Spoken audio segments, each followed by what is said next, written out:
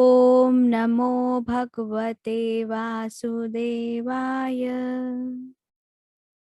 श्रीमद् भागवत महापुराण दशमः स्कंदः पूर्वार्धः अथ प्रथमोऽध्यायः। भगवान के द्वारा पृथ्वी को आश्वासन, वासुदेव देवकी का विवाह और कंस के द्वारा देवकी के 6 पुत्रों की हत्या। श्लोक पहला। श्रीराजोवाच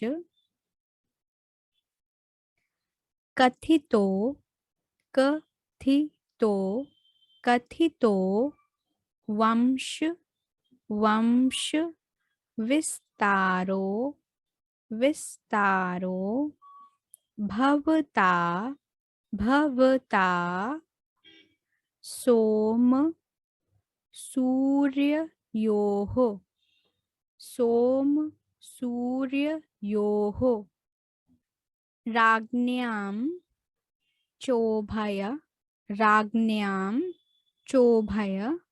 वंश्यानां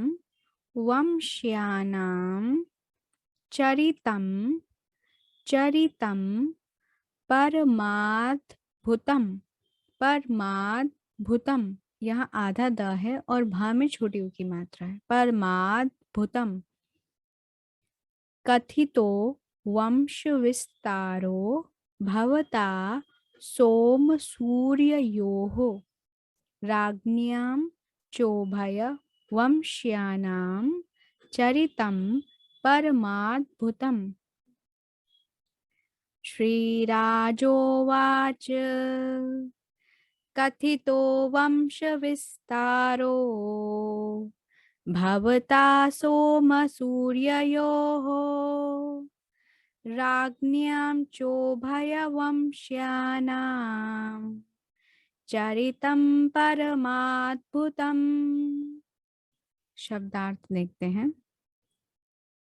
श्री राजोवाच, राजा परीक्षित ने कहा, कथितम पहले ही वर्णित हो चुका है,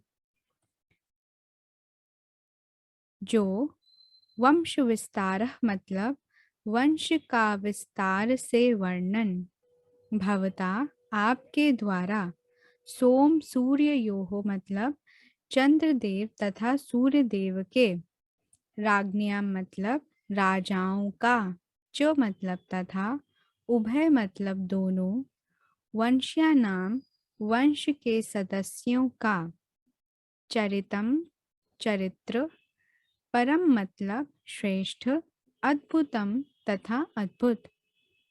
राजा परीक्षित ने कहा, हे प्रभु, आपने चंद्रदेव तथा सूर्यदेव दोनों के वंशों का, उनके राजाओं के महान तथा अद्भुत चरित्रों सहित विशद वर्णन किया है। तात्पर्य देखते हैं। नवम स्कंद के अंत में 24वें अध्याय में शुकदेव गोस्वामी ने कृष्ण के कार्यकलापों का सार दे दिया है। उन्होंने बतलाया कि कृष्ण किस प्रकार धरती का बोझ कम करने के लिए स्वयं प्रकट हुए थे, किस तरह उन्होंने गृहस्थ के रूप में लीलाएं की और किस तरह जन्म के तुरंत बाद उन्हें उनकी ब्रजभूमि लीला में ले जाया गया। परीक्षित महाराज कृष्ण भक्त होने के कारण भगवान कृष्ण के विषय में और अधिक सुनना चाह रहे थे, इसलिए कृष्ण के विषय में कथा कहते रहने तथा विस्तृत जानकारी देने के लिए प्रोत्साहित करने की दृष्टि से उन्होंने शुकदेव गोस्वामी का आभार प्रकट किया कि उन्होंने कृष्ण के कार्यकलापों का संक्षिप्त वर्णन प्रस्तुत किया है।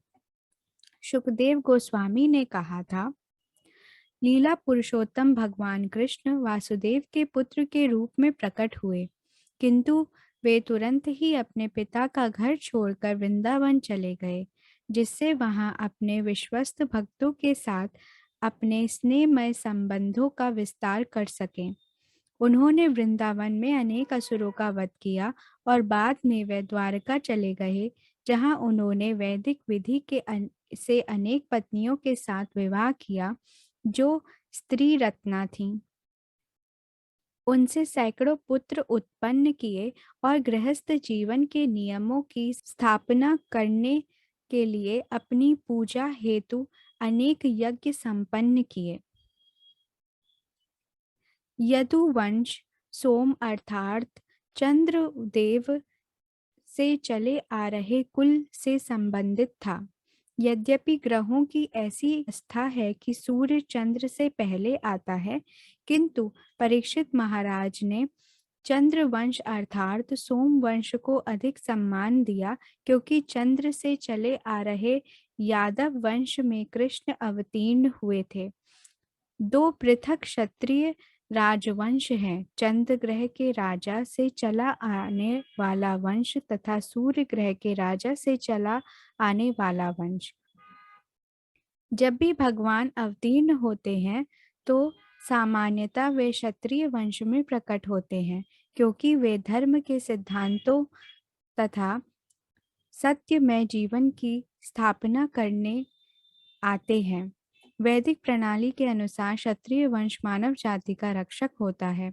जब भगवान श्री रामचंद्र के रूप में प्रकट हुए तो वे सूर्य देवता से चले आ रहे सूर्य वंश में अवतरित हुए थे, किंतु जब वे कृष्ण के रूप में प्रकट हुए तो वे चंद्र देवता से चले आ रहे यदु वंश में अवतीर्ण हुए। श्रीमद् भागवतम के नवम स्कंद के 24वें अध्याय में यदुवंशी राजाओं की लंबी सूची दी हुई है। सोमवंश तथा सूर्यवंश के सारे राजा महान तथा शक्तिशाली थे और महाराज परीक्षित ने सबकी बड़ी प्रशंसा की थी। फिर भी वे सोमवंश के विषय में और अधिक सुनना चाह रहे थे, क्योंकि इसी वंश में कृष्ण अवतीर्ण हुए थे। ब्रह्म संहिता में भगवान श्री कृष्ण के परम धाम को चिंतामणि धाम कहा गया है। इस धरा पर वृंदावन धाम उसी धाम का प्रतिरूप है। जैसा कि भगवत गीता में कहा गया है, वैकुंठ लोक में एक अन्य नित्य प्रकृति होती है जो व्यक्त तथा अव्यक्त पदार्थ से परे होती है। व्यक्त जगत को अनेक नक्षत्रों तथा ग्रहों तथा चंद्रमा तथा सूर्य के रूप में देखा जा सकता है, किंतु इसके परे अव्यक्त है जो देहधारियों के लिए अदृश्य होता है। इस अव्यक्त पदार्थ के परे आध्यात्मिक लोक है, जिसे भगवत गीता में परम तथा नित्य कहा गया है। इस लोक का कभी संहार नहीं होता। यद्यपि भौतिक प्रकृति का बारंबार सृजन तथा संहार होता है, किंतु आध्यात्मिक प्रकृति शाश्वत रहती है। श्रीमद् भागवत के दशम स्कंद में उस आध्यात्मिक प्रकृति, उस आध्यात्मिक जगत का वर्णन वृंदावन, गोलोक वृंदावन या व्रजधाम के रूप में हुआ है। नवम स्कंद के उपर्युक्त श्लोक जातो गतः पितृगृहाद का विस्तृत वर्णन इस दशम स्कंद में मिलेगा।